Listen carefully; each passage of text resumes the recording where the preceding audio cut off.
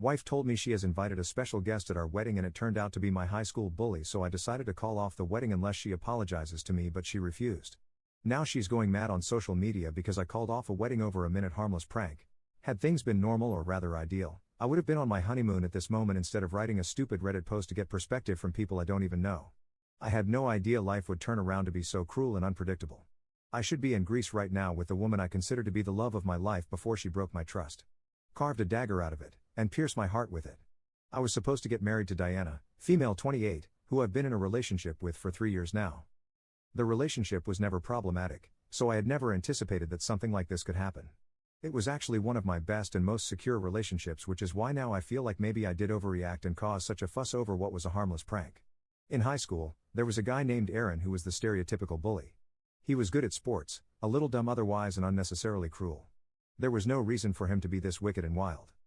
I know there is a general tendency for everyone to look for some sob story and try to whitewash every villain that they come across. Thanks. But there was absolutely no redeeming quality to Aaron. He was just pathetic, disgusting, and a bonehead. And, honestly, with the kind of stunts he used to pull off in school, he should be rotting in some kind of remand home. The problem was that his father was a powerful figure in our city. We come from a small town, so nobody could do jack about him. Everyone in school knew he was a bully, and nobody had the guts to stand up against him, not even the teachers. One day, I had had enough, and I went to the principal of the school to complain, and he said that he would look into it and do something about it. A month passed, and nothing happened. Aaron hadn't stopped, so I knew the principal hadn't done anything. I went to the office again, this time with my dad. My dad forced the principal to make a written complaint so that it was in the school records. I was too young to understand that at the time, but now I do. Dad knew that if we tried to escalate the situation outside the school, the principal could just claim that I had never come to them with a complaint, so Dad ensured that we created a paper trail that couldn't be refuted. Things got serious. Aaron was called to the office and his father was called. The father didn't turn up. He was too busy, you see. On another day, his mother was called, but she didn't turn up. This happened 3 times and no parent came. So ultimately, it just boiled down to the principal giving him a verbal warning that this should not be repeated. And if it did, the school would have to take action against him. Everyone knew that the school wouldn't take any action against him. But most importantly, Aaron knew that nobody could touch him. He was invincible, and that was the moment when the bullying got exponentially worse. Earlier, it was just insults and things, but now it devolved into actual pranks. Like he would tip the guy in the school cafeteria to put a roach in my food. He would lace my usual class seat with gum, and that would stain all my clothes. He was clever about it. He wasn't abusing me either physically or verbally, but had resorted to some mean and twisted kind of mental torture, which was somehow hilarious to everyone else around me. Whenever I tried to create a fuss about it, I was called a prude and a snob and that I had no funny bone in my body. All in all, the experience was horrible. And even though it was a decade ago, I sometimes still have nightmares from it, and I hate Aaron with every fiber in my being. There is no way that I would ever forgive him even if he has changed, which the grapevine tells me he has. I don't care. I don't owe him forgiveness, and I am never going to forgive him. Aaron became a part of my past that I buried deep inside me once I left for college. I went out of state, graduated, and have never been in contact with him or in touch with him since. Both of us have a few mutuals on social media, so I would get to see him in a group photo or something once in a while, but that was the extent of it. For me, the Aaron chapter was over the minute I stepped out of school. And even though I am still traumatized by what he put me through, I had mentally just stopped engaging with his memories or that part of my life. When I met Diana around 3 years ago, we hit it off pretty quickly. 6 months into the relationship, however, she tried to pull a funny prank on me. She was the self-proclaimed prankster of her group and was quite proud of it. I had come to know this in the initial few weeks of us dating. However, I had made it very clear to her that I was not one for pranks and that it just triggered bad memories in me. She seemed to understand it, but 6 months in, she tried to play a prank on me. I got wind of it beforehand, and I thwarted her plans. We had the biggest fight of our relationship at that point in time, and I was very close to breaking up with her. I told her that if she couldn't respect such a basic demand that I had from her, I actually had no words, and she could do whatever the hell she wanted to. I was out of this mess. It was a bad fight because she said that it wasn't such a big deal, and I needed to grow a funny bone. It just kept on getting worse, and I got horrid flashbacks from school. That was when I broke down and told her what had happened to me when I was in school. She was quiet for a moment and then apologized profusely. She said that she had no idea that I had gone through this and she was very sorry. She seemed sincere about it, and I thought that I should give her the benefit of the doubt because she didn't know all my trauma associated with pranks. This was 2.5 years ago, and she had never pranked me again until the day of our wedding. I had honestly completely forgotten about that incident. I had no reason to remember it. I know it was a massive fight. But things got resolved, and she was genuinely remorseful, so we pushed past that bump. Now coming to the day of the wedding, everything was going smoothly. It was a small ceremony that we had planned with a couple of friends and family, and I was very happy. I was certain that she was the guy I wanted to spend the rest of my life with, and I thought that everything was perfect. Diana had mentioned that she had invited a special guest to the wedding a few weeks ago, but I didn't really pay much heed to it. I thought that it would be her old grandmother. I love her. She's a sweetheart, and she had told us that she wouldn't be able to make it. I had thought she had somehow managed to come anyway. It's around half an hour before I am to walk down the aisle. There are a million things running through my mind. I tried to call my man of honor, but the call isn't going through. I panic a little and calm myself and then call Sam, my best man. The same thing. The call isn't going through. I try Liam, another best man, and it says the same thing. By this point, alarm bells are blaring in my head. I call Anna, Diana bridesmaid. She says that she can't see anyone from my wedding party, essentially, the best man and my man of honor. And she was about to call me to check if everything is okay. I asked Mom, who was with me at the time, to call Dad up and find out what was happening, and she comes back all flustered saying that nobody has any idea where these guys are.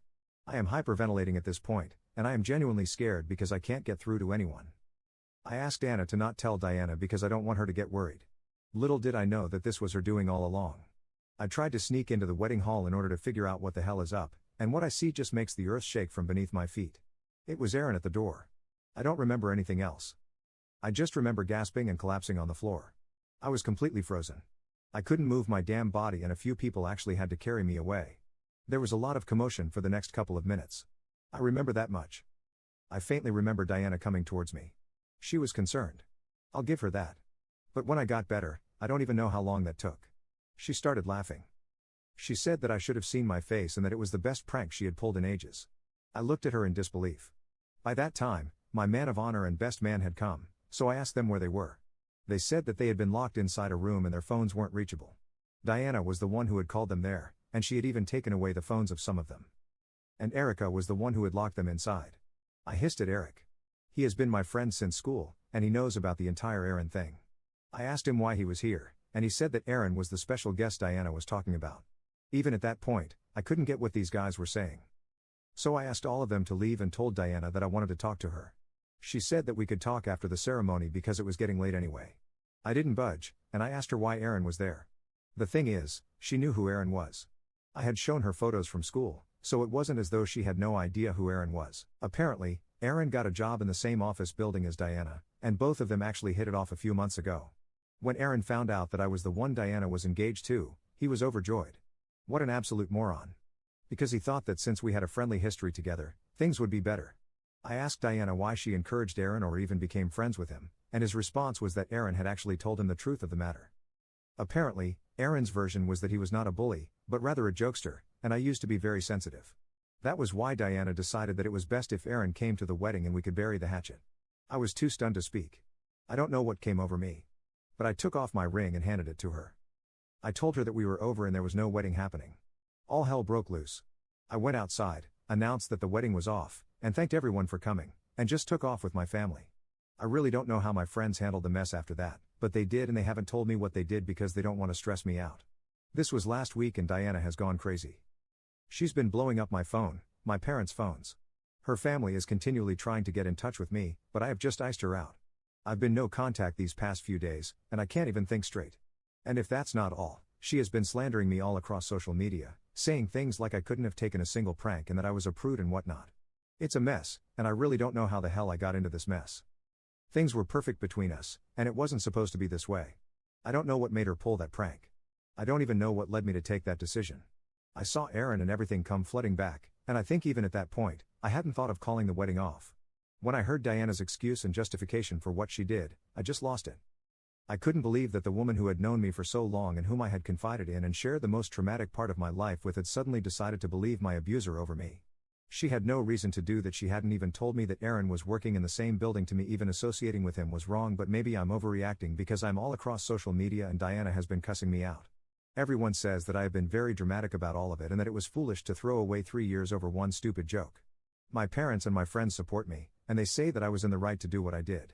But they also say that, eventually, I will have to talk to Diana, and I can't keep avoiding it for all time to come. I know that I will need to talk to her, but, God, I don't know what to say. I'm second guessing my own decision right now. Maybe all the others are right. Maybe I could have handled it better even if I was annoyed. I could have just resolved it in a different way rather than choosing to go all nuclear. I don't know what to do. I don't know where life is going to take me. It has been 2 weeks since my last post and I have finally had some time to think about what happened and why I reacted the way I did. It wasn't easy, but it had to be done. I also went through every single comment that you guys posted, and though I didn't reply to some of them, I have read all of them. I'm so thankful for you and your advice, and I'm glad I came to Reddit for help. You guys have opened my eyes to so much that I was willing to brush under the carpet because my ex-fiancé was a prankster. I didn't even realize exactly how bad the situation was and how demeaning and insulting it was to me as a partner. To all those who pointed out just how big of an a-hole Diana is, I want to say thank you, because even though she has been great in all the years before this is something that is not excusable, at least in my eyes. The funny part is that because I still haven't spoken to her about what happened on the wedding day, she is continuing to spew about me everywhere. In public, she's acting as though everything is my fault. But privately, she has been begging me to talk. I wanted to be done with the drama, so I had gone to meet her yesterday. She wanted to come home, but I said that I would only be willing to meet her in a public place. We met at a cafe, and the meeting was a disaster, to say the very least. I had hoped, stupidly, I admit, that she would at least have had some remorse, that she would have used this time to introspect and dig deep to understand why I reacted the way that I did. But no. She was her usual cocky self, and I had had enough of it. She started off by saying that I had reacted very poorly, and it had shamed her in society. She also said that it wasn't that big of a prank, and it certainly did not warrant such an overreaction. I let her speak to her heart's content and then tore her argument apart bit by bit. I told her the fact that she had even invited Aaron to the wedding was weird as hell. Why would you even think of bringing my abuser to the day that is supposed to be the most special one in my life? She had the audacity to scoff at me and say, I know how big of an abuser he was. I had never in my life imagined that she would stoop to this level and say something so cruel to me. But, well, maybe I had never seen this side of her. It took every ounce of strength in me to not jump across the table and slap her square in the face. I told her that if she believed a literal stranger over me, the man she wanted to marry, then I had nothing more to say and that I was glad I called off the wedding. She rolled her eyes, and I believe she was still treating it like a minor fight and not a breakup. She said that I was being dramatic for no reason. I needed to calm down and talk rationally. I told her that there was no more talking to be done between us because she clearly didn't believe what I said. And moreover, she chose to believe my abuser, call her to the wedding, all for what? A few cheap laughs? And nobody found it funny except her. It wasn't even a good prank at that. She then said something that just made me lose all respect for her. She said that she was willing to forgive me and take me back in spite of my silly shenanigans, but I needed to publicly admit that I was being dramatic. It was like talking to and listening to a goddamn wall. She was being so obtuse about the entire thing as if I was the one at fault. And at that point, I realized that she genuinely believed that it was me at fault. She kept on insisting that I needed to stop taking all this so seriously, and I had had enough. She was being a bonehead, and I had no interest in talking to her anymore. I just handed her my ring, and I think that is when she realized that I was dead serious about us not being together anymore. Her entire demeanor changed in an instant. It was pathetic to watch. Honestly, she started begging me to reconsider, saying that she made a mistake and whatnot. The change was disgusting because I knew it wasn't genuine. I told her that if it took me returning the ring to realize how big of a mistake this was, then she is an immature little schoolgirl. I told her that we were done and that I was not reconciling with her. She begged me to sit down so that we could talk more about this, but I was done. I walked out of the cafe, and I felt so much relief and power in that single instant. The feeling is indescribable. She's been blowing up my phone since then, apologizing, saying that she now realizes that she was wrong, but I haven't been responding at all. What is the point of realizing all this now when I have called off the wedding and given my ring back? I don't need her sick apologies anymore. I know it's going to hurt in the longer run. We've been together for 3 years. We had planned an entire life with each other. So, yeah, it is going to be difficult and it will probably hit me in a couple of days, the magnitude of it all. But it is what it is. I can't force myself to be with her again. She hasn't just betrayed my trust. I have also lost all respect for her. And for me, there's no coming back from that. None at all. So, yeah, there goes 3 years and there goes everything else. But at least I can sleep at night knowing that I made the right choice for myself. I took the advice of a lot of you around here and decided to clear the air myself.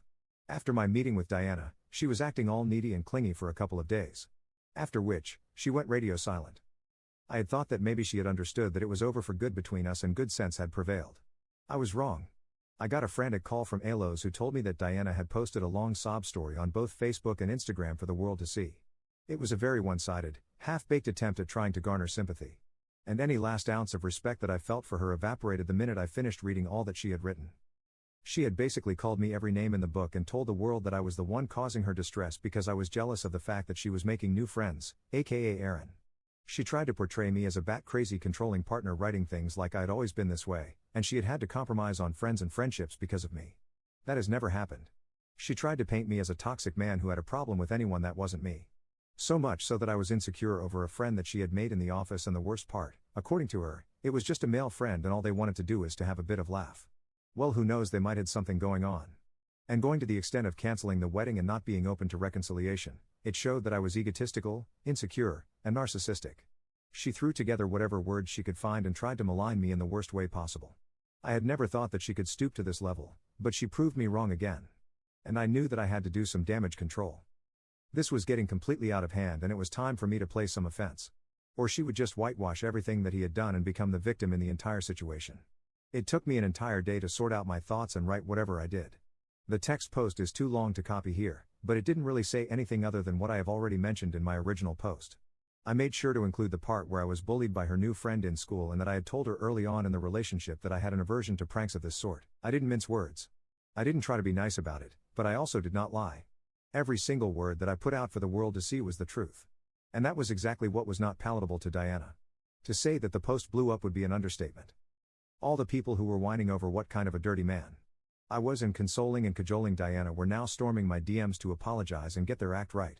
I was flooded with texts and calls. Surprisingly, none from Diana herself. I just got a text from her a day later calling me a non-human, not enough to be a man, and that was it. I then blocked her numbers because I don't need her in my life anymore, and I certainly don't need any more of this drama. The surprising thing that happened was that her mom reached out to me. I have always liked her. She's been the sensible kind, even though we haven't interacted a lot to be considered close. She told me that she had heard a very different story from Diana and that she was sorry for not asking me earlier. She said that she had believed her daughter and that she now realizes that that was a mistake. She apologized on her behalf, and I told her that she didn't have to. Out of all the people that reached out to me, her apology and message seemed the most genuine, and she didn't even have to apologize, if I'm being honest. It wasn't her fault that her grown daughter was behaving this way. I thankfully haven't had anything from Aaron yet, and I know I won't. If he still had the gall to stand in front of me and play that stupid prank on the day of my wedding, I can make a fairly accurate estimate of how much he would have matured in all these years. 0. The narrative has changed now, and people are boycotting Diana, both for being in a hole and for lying about everything for social media brownie points and sympathy from internet strangers. It's sad how things have turned out for her. It's sad for me too because the adrenaline rush from all this drama is going to wear off soon. And I am dreading that because that is when I will have to face reality. It's not something that can be avoided. And now I think it's time I rip the band-aid off. It has been a long time now, me swimming and drowning alternatively in this godforsaken mess. It's time I got myself out of it. I owe it to myself and my parents and friends who have stood by me in this entire episode. Thanks to all of you who supported me and made me stand firm on my decision because I was very close to retracing my steps and going back to Diana when I had first posted. I am glad I didn't go through with it, and I didn't let her gaslight me into thinking that I was the one overreacting. Hopefully, things will get better from here onwards. I'm going on a trip. Diana and I had originally planned that we would go for our honeymoon a couple of weeks after the wedding. Well, now this is no honeymoon, but I had spent considerable money on the booking, so I thought, why the hell I'm not? I'm going to go for a solo trip to Southeast Asia. I know it might sound weird to a lot of you, but I need a break. And after being in a relationship for 3 years, I need to restart and more importantly rediscover how to do things myself. I have had no contact from her now, which makes me really relieved and also a bit sad because no matter what happened I do miss her. Of course, I'm not going to go back to her, but it isn't easy letting go of an attachment that lasted for so long. So I need this trip in order to get back on track and get my mind off things. The situation isn't ideal, but I need to learn how to make the best of it.